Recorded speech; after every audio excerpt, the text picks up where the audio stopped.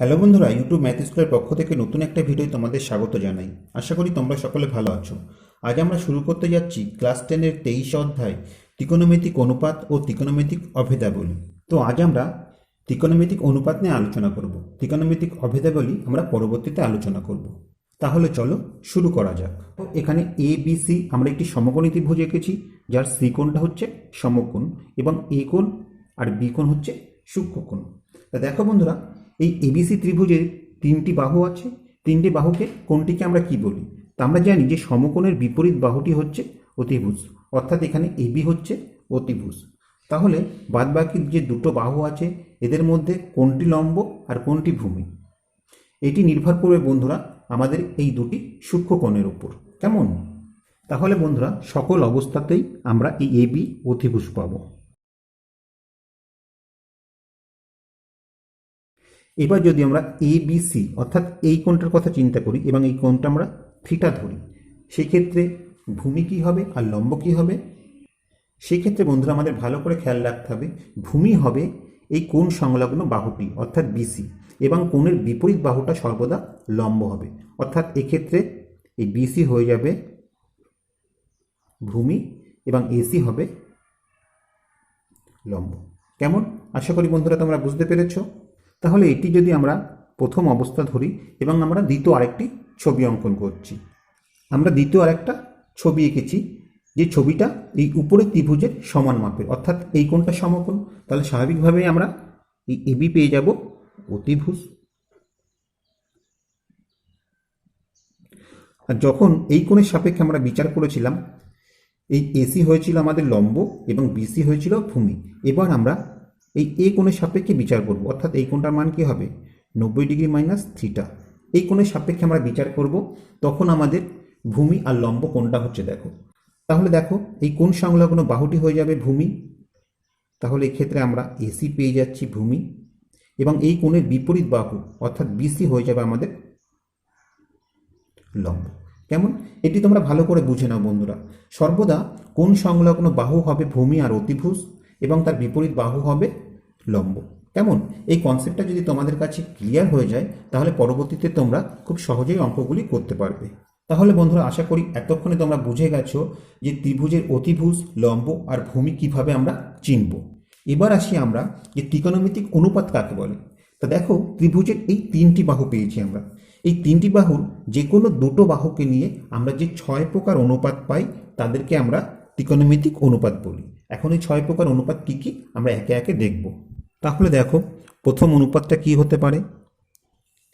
আমরা যদি এই দুটো বাহুর কথা ভাবি, তাহলে দেখো লম্ব বাই অতিভুজ সমান এসি বাই এবি। এটাকে আমরা কি বলবো?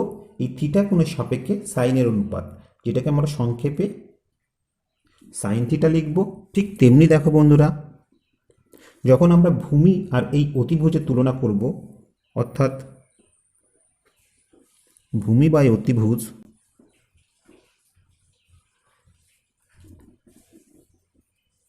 বিসি বাই এবি, এই অনুপাতকে আমরা থিটা কোণের সাপেক্ষে কোসাইনের অনুপাত বলবো। ঠিক আছে?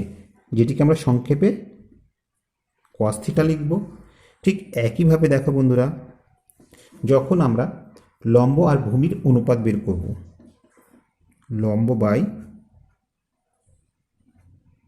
ভূমি, অর্থাৎ এসি বাই বিসি, এই অনুপাতকে আমরা থিটা কোণের সাপেক্ষে ট্যানজেন্টের অনুপাত বলবো, যেটিকে সংক্ষেপে আমরা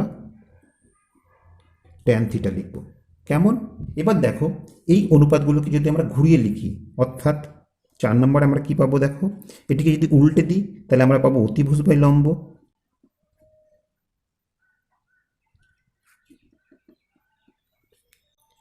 অর্থাৎ এবি বাই এসি।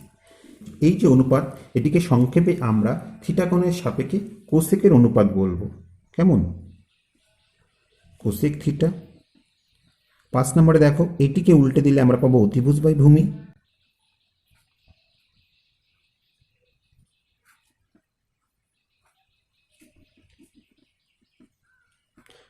অর্থাৎ এবি বাই বিসি। এই যে অনুপাত, এই অনুপাতকে আমরা বলবো থিটা কোণের সাপেক্ষে সেকের অনুপাত। কেমন? এবং নাম্বার 6 যেটা আমরা পাচ্ছি সেটি দেখো, লম্ব বাই ভূমি ছিল, এটিকে উল্টে দিলে আমরা ভূমি বাই লম্ব পাবো।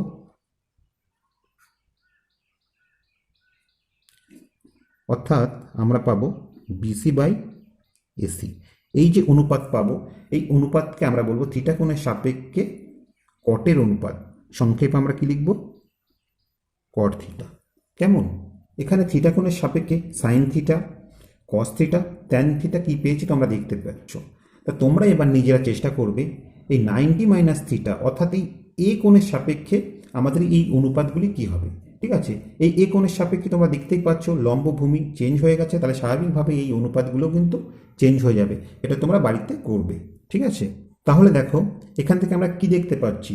আমরা দেখতে পাচ্ছি যে কোসেক সেক এই কট যথাক্রমে সাইন কস ট্যানের অনন্যক। তাহলে আমরা কি লিখতে পারি? আমরা লিখতে পারি দেখো, কোসেক থিটা সমান 1 by sine theta, sec theta সমান 1 বাই কস থিটা, এবং কট থিটা সমান 1 বাই ট্যান থিটা। কেমন? এখান থেকে আমরা আরেকটা সম্পর্ক বের করার চেষ্টা করব, সেটি হচ্ছে বন্ধুরা এই ট্যান থিটার মান। কেমন? ট্যান থিটা সমান আমরা কি দেখেছি? আমরা দেখেছি এসি বাই বিসি। এখানে এসি হচ্ছে লম্ব আর বিসি হচ্ছে ভূমি। তাই এই এসি আর বিসিকে যদি আমরা অতিভুজে ভাগ করে দিই, অর্থাৎ এসি বাই এবি আর এখানে বিসি বাই এবি, তাহলে আমরা কি পাচ্ছি? অর্থাৎ আমরা পাচ্ছি লম্ব বাই অতিভুজ। লম্ব বাই অতিভুজ আমরা কি দেখেছিলাম? আমরা সাইন থিটা দেখেছিলাম, তাহলে এখানে আমরা সাইন থিটা বসিয়ে দিতে পারি। এবং ভূমি বাই অতিভুজ আমরা কি দেখেছি? আমরা দেখেছি কস থিটা। আমরা পাচ্ছি যে ট্যান থিটা সমান sine theta by cos theta. ঠিক আছে, এই সম্পর্কটা তোমরা মনে রাখবে। ঠিক একইভাবে বন্ধুরা, যেহেতু কট হচ্ছে ট্যানের অনন্যক, তাহলে এখান থেকে আমরা কি লিখতে পারি? অতএব কট থিটা সমান আমরা লিখতে পারি cos theta by sine theta. কেমন? তো এই হচ্ছে আমাদের মূল যে সম্পর্কগুলি, এটাই। তো আশা করি এগুলি তোমরা বুঝতে পেরেছো। এবার কিছু টুকিটাকি বিষয় জেনে নেওয়া যাক। এখানে যে আমরা সাইন থিটা লিখি, এই সাইন থিটা কিন্তু এই থিটা আর সাইনের গুণফল নাই। এখানে সাইন থিটা হচ্ছে থিটা কোণের সাপেক্ষে সাইনের সংক্ষিপ্ত রূপ, সেটিকে এইভাবে লেখা হয়। এখন প্রশ্ন হচ্ছে এই সাইন থিটার বর্গ আমরা কিভাবে লিখব? ঠিক আছে, তা সাইন থিটার বর্গ বলতে এই হয়, কিন্তু আমরা আমাদের লেখার সুবিধার জন্য আমরা কিভাবে লিখব? আমরা লিখব সাইন স্কয়ার থিটা। ঠিক আছে, তবে দেখো বন্ধুরা, সাইন থিটা হোল স্কয়ার সমান সাইন থিটা স্কয়ার, এটা কিন্তু কখনোই হবে না। কেমন? সাইন থিটা হোল স্কয়ার সমান সাইন স্কয়ার থিটা হবে, সাইন থিটা হোল স্কয়ার সমান সাইন থিটা স্কয়ার, এটি কিন্তু সম্ভব নয়। ঠিক একইভাবে দেখো, কস থিটা হোল স্কয়ারকে আমরা কিভাবে লিখব? আমরা লিখব কস স্কয়ার থিটা। কেমন? আরেকটা বিষয় লক্ষ্য করো বন্ধুরা, যদি থাকে যে সাইন থিটা সমান সাইন 45 ডিগ্রি, সেক্ষেত্রে আমরা কি লিখতে পারি? সেক্ষেত্রে আমরা লিখতে পারি যে থিটা সমান 45 ডিগ্রি। কখনোই কিন্তু আমরা এইভাবে লিখতে পারি না যে সাইন থিটা সমান সাইন 45 ডিগ্রি, তার মানে এখানে 2 থেকে আমরা সাইন কেটে দিলাম, থিটা সমান 45 ডিগ্রি। এইরকম কিন্তু কখনোই আমরা করতে পারবো না। কেন করতে পারবো না? তোমাদের প্রথমেই বলেছিলাম সাইন থিটা মানে সাইন আর থিটার কিন্তু গুণফল নাই। এখানে সাইন থিটা বলতে থিটা কোণের সাপেক্ষে সাইনের সংক্ষিপ্ত রূপ। কেমন?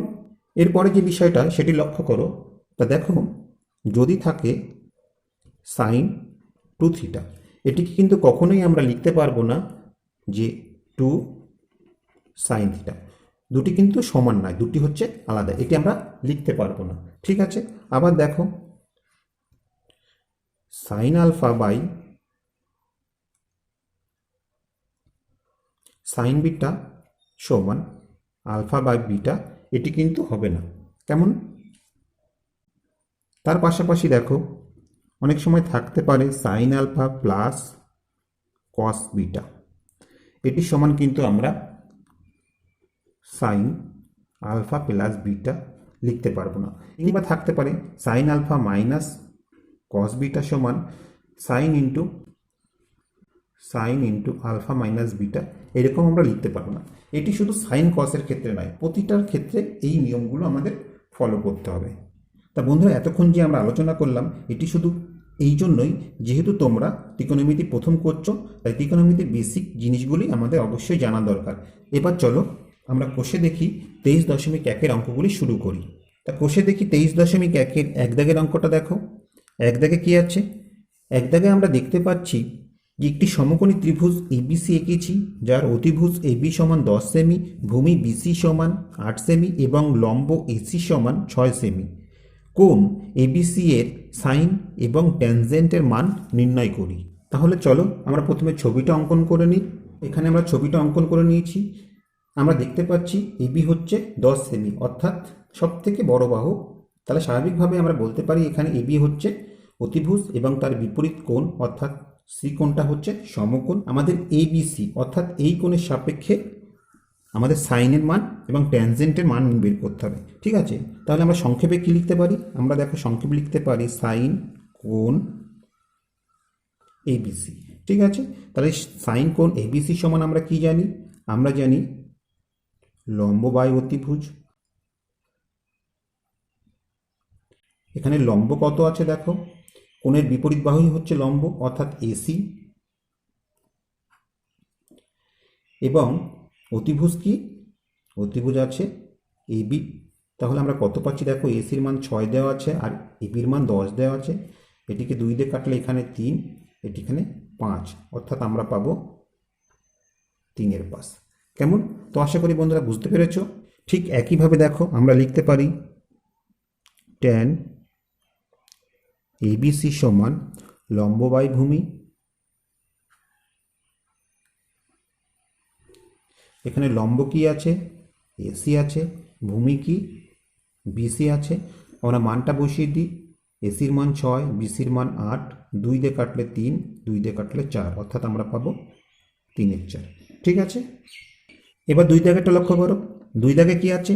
যে সোমা একটি সমকোণী ত্রিভুজ এবিসি এঁকেছে, যার কোণ এবিসি সমান 90 ডিগ্রি, এবি সমান 24 সেমি এবং বিসি সমান 7 সেমি। হিসাব করে sine A, cos A, tan A ও কোসেক এর মান লিখি। তাহলে চলো প্রথমে আমরা ছবিটা অঙ্কন করে নিই। এখানে আমরা ছবিটা অঙ্কন করে নিয়েছি। আমাদের এই এ কোণের সাপেক্ষে সাইন, কস, ট্যান ও কোসেকের মানগুলি বের করতে হবে। ঠিক আছে, তাহলে প্রথম কাজ হবে কি, আমাদের এই এবিসি ত্রিভুজের এসি অর্থাৎ অতিভুজের মানটা বের করে নেওয়া। তাহলে দেখো ত্রিভুজ এবিসি সমকোণী ত্রিভুজ। তাহলে আমরা কি জানি? আমরা জানি অতিভুজ স্কয়ার অর্থাৎ এসি স্কয়ার সমান লম্ব স্কয়ার অর্থাৎ বিসি স্কয়ার যোগ ভূমি স্কয়ার অর্থাৎ এবি স্কয়ার। এখানে আমরা মানগুলি বসিয়ে দিই। তাহলে দেখো বিসির মান কত আছে? 7, তাহলে 7-এর স্কয়ার যোগ এবির মান কত আছে? 24, তাহলে 24-এর স্কয়ার। 7-এর স্কয়ার করলে আমরা 49 পাবো, 24-এর স্কয়ার করলে আমরা 576 পাবো এবং এই দুটি যোগ করলে আমরা 625 পাবো, অর্থাৎ এসি স্কয়ার সমান 625। অতএব এসি সমান কি হবে?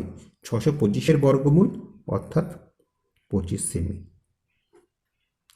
তাহলে এসির মান আমাদের কত বের হলো? 25 সেমি বের হলো।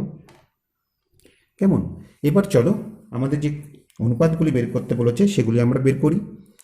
তো দেখো প্রথমেই আছে সাইন এ। সাইন এ বলতে কি? লম্ব বাই অতিভুজ। এখানে লম্ব কি আছে দেখো, লম্ব আছে বিসি আর অতিভুজ আছে এসি। বিসির মান কত আছে? 7, এসির মান কত বেরিয়েছে? 25, অর্থাৎ আমরা পেলাম 7-এর 25। এবার দেখো কস এর মান বের করতে বলেছে। তাহলে কস এর সমান কি? ভূমি বাই অতিভুজ।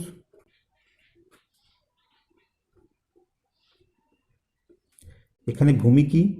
ভূমি হচ্ছে এবি আর অতিভুজ হচ্ছে এসি। অর্থাৎ এবির মান আছে 24 আর এসির মান আছে 25, অর্থাৎ কস এর মান বের হলো 24-এর 25। তারপরে দেখো ট্যান এর মান। ট্যান এ বলতে কি, লম্ব বাই ভূমি। তা আমরা জানি যে কোণের মান বের করতে হবে তার বিপরীত বাহুটাই হচ্ছে লম্ব। এখানে হচ্ছে বিসি লম্ব, আর ভূমি কি বন্ধুরা, এখানে দেখো এই কোণ সংলগ্ন বাহুটি হচ্ছে ভূমি, অর্থাৎ এবি হচ্ছে ভূমি। তাহলে আমরা পেলাম বিসি বাই এবি। বিসির মান 7 আর এবির মান 24, অর্থাৎ 7-এর 24 হয়ে যাবে আমাদের ট্যানের মান। এবং সবশেষে যেটা বের করতে বলেছে সেটা হচ্ছে কোসেক। কোসেক এ, তাহলে কোসেক কি, সাইনের উল্টো, অতিভুজ বাই লম্ব।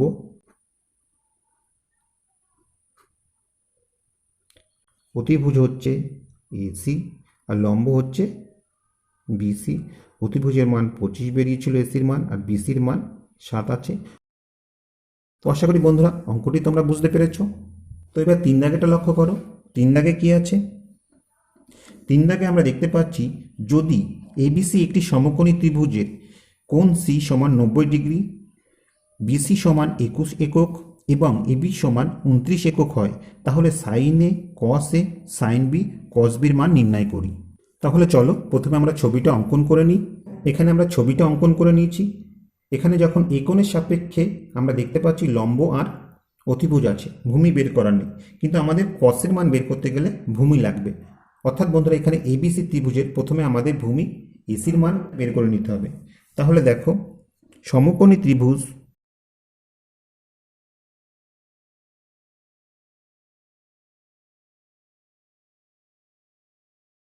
এসি স্কোয়ার সমান কি হবে, অতিভুজ স্কোয়ার বিয়োগ লম্ব স্কোয়ার। এখানে অতিভুজ হচ্ছে এবি, তাহলে এবি স্কোয়ার বিয়োগ বিসি স্কোয়ার। তা এবির মান কত দেওয়া আছে, 29 দেওয়া আছে, তাহলে 29-এর হোল স্কোয়ার বিয়োগ বিসির মান কত দেওয়া আছে, 21, তাহলে 21-এর হোল স্কোয়ার। তো দেখো বন্ধুরা এখানে আমরা এ স্কোয়ার মাইনাস বি স্কোয়ারের সূত্রে ভাঙাতে পারি। তাহলে আমরা কি পাবো, এ প্লাস বি অর্থাৎ 29 যোগ 21 ইন্টু এ মাইনাস বি অর্থাৎ 29 বিয়োগ 21। তাহলে এই দুটি যোগ করলে আমরা কত পাচ্ছি, আমরা পাচ্ছি 50 গুণ এই দুটি বিয়োগ করলে আমরা 8 পাচ্ছি। 50-কে 8 দিয়ে গুণ করলে আমরা 400 পাচ্ছি, অর্থাৎ এসি স্কোয়ার সমান 400। অতএব এসি সমান কি হবে, 400-এর বর্গমূল অর্থাৎ 20 একক। তাহলে এসির মান কত বের হলো বন্ধুরা, 20 একক বের হলো। তাহলে দেখো বন্ধুরা প্রথমে আমাদের এই এ কোণের সাপেক্ষে সাইনের মান বের করতে বলেছে। তাহলে আমরা লিখতে পারি সাইন এ সমান লম্ব বাই অতিভুজ। এখানে এ কোণের সাপেক্ষে লম্ব কি হবে, কোণের বিপরীত বাহুর লম্ব হবে, অর্থাৎ আমরা পেয়ে যাব বিসি, এবং অতিভুজ হচ্ছে সমকোণের বিপরীত বাহু অর্থাৎ এবি। তাহলে বিসির মান আমরা কত পেয়েছি, 21 পেয়েছি। এবির মান কত দেওয়া আছে, 29, তাহলে এখানে 29 বসিয়ে দিলাম। এবার হচ্ছে কস এর মান।